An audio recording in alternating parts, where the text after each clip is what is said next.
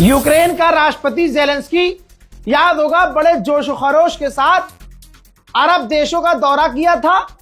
3-4 अरब देशों से defence deal किया था और उसने कहा था कि यूएई के अंदर हमने अपनी फौज एक्सपर्ट भेजी है ड्रोन रोकने की ट्रेनिंग देने के लिए, बल्कि वो ईरान के ड्रोन सक्सेसफुली रोक रहे हैं। रिपोर्ट पता है क्या है?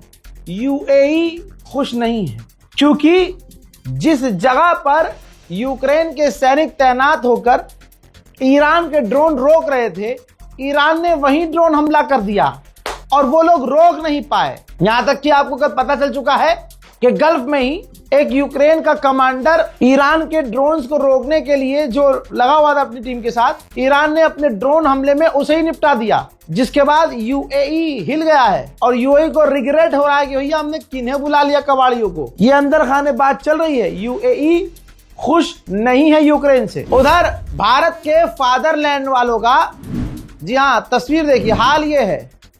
ये देखिए दोस्तों, कितना पनौती है भारत का वो फादरलैंड वाला कि ये अनभक्त साला जिसका सपोर्ट कर देते हैं उनका पूरा करियर खराब हो जाता है, बेड़ा गर्क हो जाता है। अल्लाह अकबर, अल्लाह अकबर।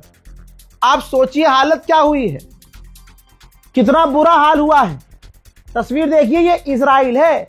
मोहतरम हजरात, जो इजराइल ऐलान कर रहा है कि ईरान की मिसाइलों को हम रोक ले रहे हैं, इंटरसेप्ट कर रहे हैं, कल ही नेतन्याहू का बयान था। रजा गराफी ने आपको दिखाया था, बल्कि मैं आपको वीडियो दिखाता हूं। तेल अवीव और हाइफा समेत आसपास के कई इलाके धुआं धुआं ईरान ने कर दिया है।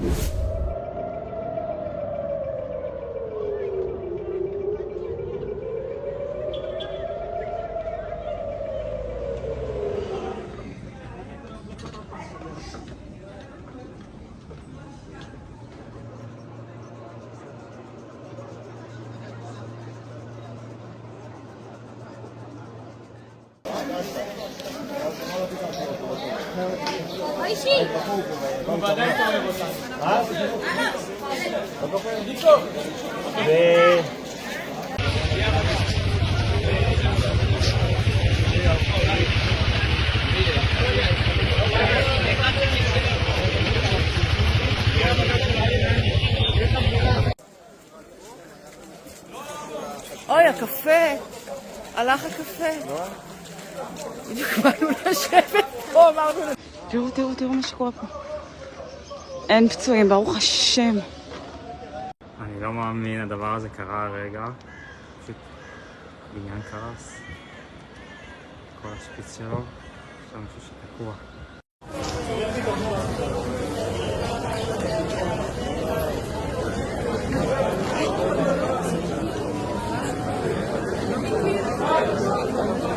עף לך אוטו, אחי. עף לך אוטו. האוטו שלך. פוצץ בית קפה, תנצי כמה מכוניות. זה נופל ככה. זה שוק אזור איפה שנפל במלחמה הקודמת. יש מלא זכוכית.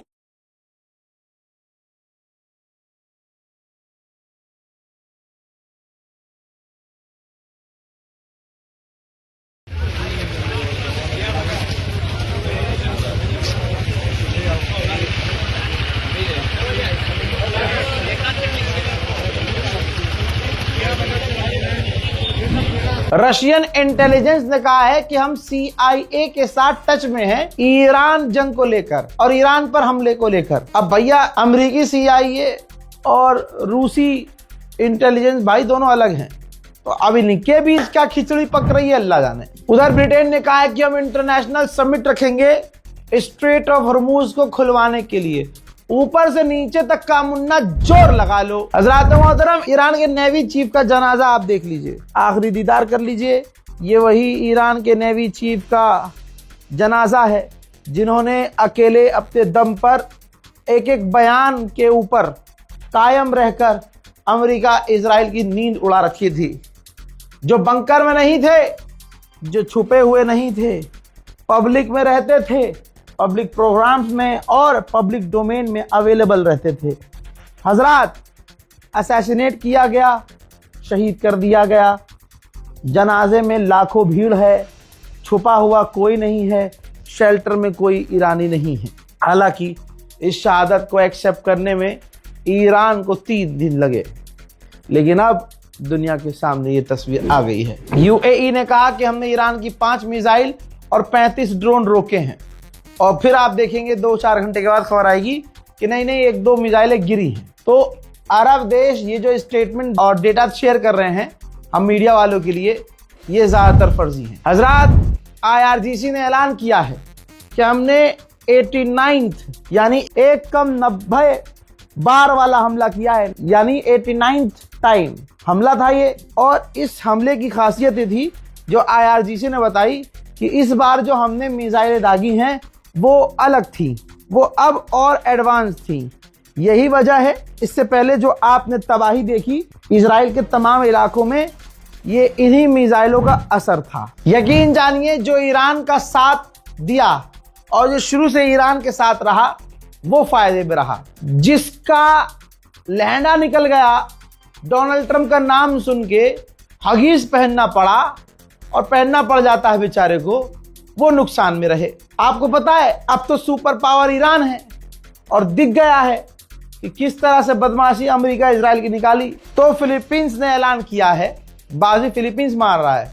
फिलीपींस ने कहा कि हम ईरान के साथ अपने रिश्ते मजबूत करेंगे और कॉर्पोरेशन बढ़ाएंगे, साथ काम करेंगे, ट्रेड करेंगे, बिजनेस करेंगे, मौज करेंगे। अरे लाला, बदमाश बन गया भाई ईरान, तो डॉन है भैया। देखिए फिलीपींस कितना चालाक है, ने देखा भाई साहब अब तो ईरान का नाम चलेगा, पहले डील कर लो, पहले ही बात कर दो, पहले ऐलान कर लो। उधर रोमानिया का बेड़ा गर्क हो गया है। रोमानिया ने पूरी तरह से डिक्लेयर कर दिया है 3 महीने फ्यूल मार्केट क्राइसिस का, कि भैया 3 महीने तक फ्यूल मार्केट जो है क्राइसिस सामना करना पड़ेगा। मार्केट में फ्यूल नहीं है, हालात खराब होंगे। भाई टैक्स तो फ्यूल से हटा दिया है बेचारों ने, लेकिन एक्सपोर्ट करना, फ्यूल एक्सपोर्ट करना बंद कर दिया है और अपने मुल्क के लोगों के लिए बचाना शुरू कर दिया है। उधर रशिया ने फर्टिलाइजर एक्सपोर्ट करना जैसे ही बंद किया, अमेरिकी किसान पिसने लगे। अमेरिकी किसानों ने फैसला किया है कि मार्केट में फर्टिलाइजर नहीं है तो अब हम खेती ही कम करेंगे, यानी आने वाले सालों के लिए अब अमेरिका को झटका झेलना पड़ेगा। उधर बांग्लादेश का एक नागरिक यूएई में हुए धमाके में मारा गया है। ईरान की मिसाइल को रोकने की कोशिश की यूएई ने, वो डायरेक्शन से हट गई क्योंकि भाई वहां हमला कर दिया मिसाइल के ऊपर। रॉकेट को रोकने की कोशिश की, अब रॉकेट का टुकड़ा आकर जैसे ही गिरा, जिसकी चपेट में बांग्लादेश का एक युवक आया और मारा गया। आ गए औकात पे, आ गए ना। कल तक नेतन्याहू कह रहा था कि उनका यूरेनियम खत्म हो चुका है, उनकी ताकत खत्म हो चुकी है, अब उनका मिसाइल प्रोग्राम हमारे लिए खतरा नहीं है, हमारे अस्तित्व के लिए खतरा नहीं है। खतरा है लेकिन अस्तित्व के लिए हमारे खतरा नहीं है, हमारे लिए बहुत बड़ा खतरा नहीं है। अब तमाम ये बातें कर रहा था। और आपको पता है ये जो सीज फायर की बातें, ये जंगबंदी की बातें हो रही, वो इसलिए क्योंकि अमेरिका इजराइल को ईरान ने बहुत पीट दिया, मुझसे ज्यादा। तो इधर विदेश मंत्री सच बोल गया। विदेश मंत्री ने कहा कि हम ये नहीं कह सकते कि ईरान के साथ ये हमारी आखिरी जंग है, हो सकता है हमारी जंग आगे भी हो इनके साथ। अब आ गया खेल समझ में। तो ईरान क्यों नहीं बनाएगा भाई मिसाइल? किस मुंह से ये कह सकते हैं कि ईरान मिसाइल ना बनाए, जब तुम पहले ही ऐलान कर रहे हो कि दोबारा जंग हो सकती है? तो ईरान अरब देशों की तरह चूड़ी पहन के तादा थैया करेगा? तेहरान में पुरानी पहले जमाने की जो अमेरिका की एम्बेसी जो खाली पड़ी थी, तस्वीर देखिए भाई, उस पर इजराइल ने हमला कर दिया, ये सोच के कि भाई ईरान यहाँ पर कुछ छुपा के रखा होगा। अमेरिकी एम्बेसी है, जब शाह के जमाने में हुआ करती थी, ठीक।